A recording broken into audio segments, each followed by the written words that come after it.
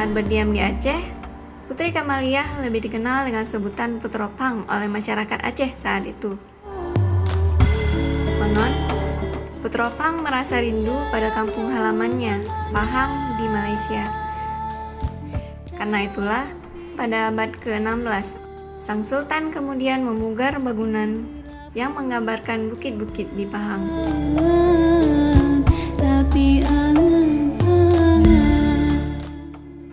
Tepat di sisi gunungan, terdapat sebuah tempat mandi kembang Putro Pang saat menjelang sore.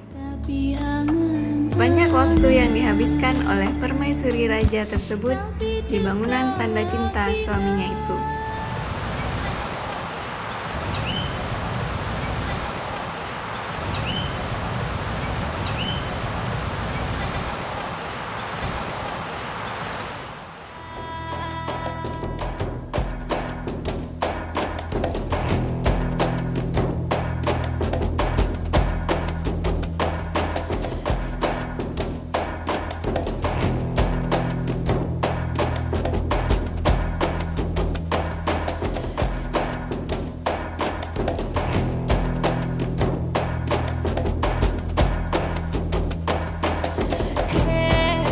Ini adalah tempat yang kedua bagi kami untuk lawati di Banda Aceh ini, kerana bagi kami alang-alang ke sini biar kita tahu apa yang ada dalam Banda Aceh ini.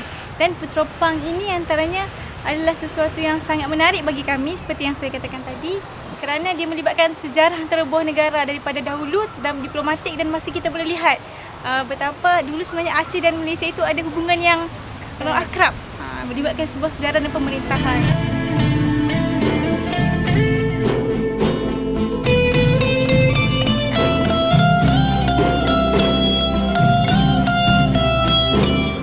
Kebanyakan wisatawan yang datang kemari ya dari Malaysia sana, ada yang mahasiswanya, mahasiswa datang dari sana kemari.